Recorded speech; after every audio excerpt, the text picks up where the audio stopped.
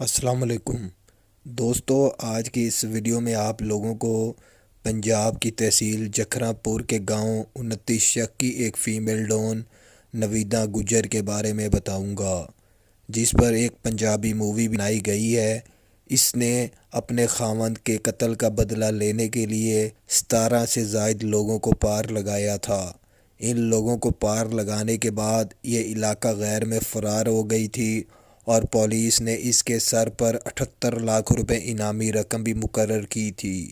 یہ پنجاب کی پہلی واحد خاتون تھی جس کے سر پر بہت زیادہ انعامی رقم مقرر کی گئی تھی، جبکہ اس نے اس وقت کے RPO سجاول بلوچ کو فون کر کے دھمکی دی تھی کہ اگر اس نے اس کے لوگوں کو نہ چھوڑا تو یہ اس کے بچوں کو اغوا کر لے گی۔ اس دھمکی کی وجہ سے سجاول بلوچ RPO نے اس کے ساتھیوں کو چھوڑ دیا تھا۔ آپ لوگوں کو بتاتا چلوں، اس کی دشمنی اپنے ضلع کے جٹ گروپ کے ساتھ تھی جس نے زمین کے تنازع پر اس کے شوہر کو پار لگایا تھا۔ نویدہ گجر کے بارے میں کہا جاتا ہے جب اس کے ضلع میں میاں نواز شریف کا جلسہ تھا تو اس نے جلسہ گاہ میں اپنے لوگوں کو بھیج کر وہاں کا سارا سسٹم برباد کر دیا تھا، جس کی وجہ سے مسلم لیگ نون کو اپنا جلسہ منسوخ کرنا پڑا تھا۔ آپ لوگوں کو بتاتا چلوں، اس کے 4 پولیس مقابلے ہوئے۔ ان پولیس مقابلوں میں نویدہ گجر کے تقریباً 9 سے زائد لوگوں کو پولیس نے پار لگایا، جبکہ نویدہ گجر اور اس کے ساتھیوں نے مل کر ان پولیس مقابلوں میں تقریباً 14 سے زائد پولیس والوں کو پار لگایا۔ ان پولیس والوں میں 2 DSPs اور ایک SHO بھی شامل تھا۔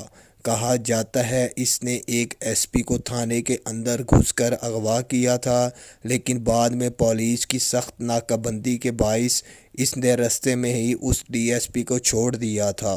مزید تفصیلات جاننے سے پہلے جن بھائیوں نے ابھی تک میرا چینل سبسکرائب نہیں کیا وہ میرا چینل سبسکرائب کر لیں۔ تو چلیے شروع کرتے ہیں تفصیلات۔ دوستو، نویدہ گجر کے شوہر ارشد گجر کو ان کے علاقے کے تیمور جٹ گروپ نے زمین کے تنازع پر پار لگا دیا تھا۔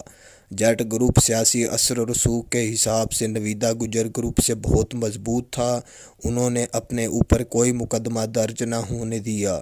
اسی رنجش میں آ کر نویدہ گجر نے مقدمات درج کروانے کی بہت کوشش کی اور اس نے اپنے علاقے کے سیاسی لوگوں سے بھی مدد طلب کرنے کی کوشش کی، لیکن کسی نے بھی ان کی مدد نہ کی کیونکہ اس علاقے میں اکثریت جٹ برادری کی تھی اور تمام سیاسی لوگ اپنا ووٹ بینک خراب۔ اسی رنجش میں نویدہ گجر نے اپنے بھائیوں پپو گجر اور واصف گجر وغیرہ کے ساتھ مل کر تیمور جٹ گروپ کے 4 لوگوں کو ان کے ڈیرے میں گھس کر 14 اگست کے دن پار لگا دیا تھا۔ اس وقوع کے بعد نویدہ گجر فرار ہو گئی تھی اور پولیس نے اس کے خلاف مقدمات درج کر لیے تھے۔ عدالت نے اسے اشتہاری قرار دے دیا تھا۔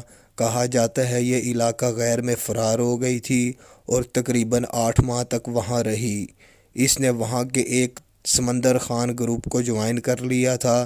سمندر پشتون قبیلے سے تعلق رکھتا تھا۔ اس نے نویدہ گجر کی دشمنی میں اس کی بہت مدد کی۔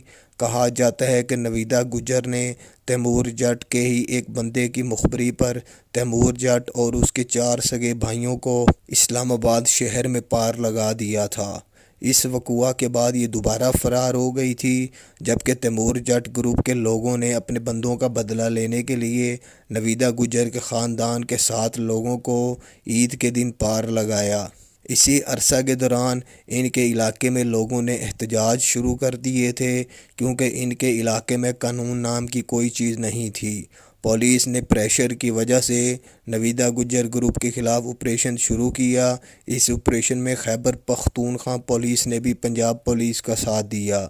نویدہ گجر اور اس کے لوگوں کا پولیس کے ساتھ مقابلہ علاقہ غیر میں ہوا۔ یہ پہلا پولیس مقابلہ تھا۔ اس پولیس مقابلے میں نویدہ گجر کے 4 لوگ جبکہ پولیس کے 6 لوگ پار لگا دیے گئے تھے۔ اس وقوع کے بعد نویدہ گجر سیالکوٹ آ گئی تھی اور اسے کچھ عرصہ کے لیے پناہ اس وقت کے مشہور بدماش بھولا سنیرا گجر نے دی تھی، جب پولیس کو پتہ لگا کہ نویدہ گجر نے پناہ بھولا سنیرا گجر کے پاس لی ہوئی ہے تو پولیس نے دوبارہ ایک آپریشن کیا۔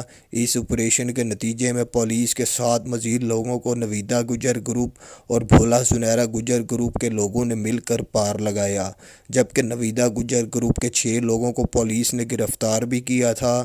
ان لوگوں کی گرفتاری پر نویدہ گجر نے اس وقت کے RPO کو فون کر کے دھمکی دی تھی، جس کے باعث RPO نے اس کے لوگوں کو چھوڑ دیا تھا۔ آپ لوگوں کو بتاتا چلوں، کچھ عرصہ بعد پولیس نے اس کے 2 لوگوں کو ان کی تحصیل سے بھتہ لیتے ہوئے گرفتار کیا۔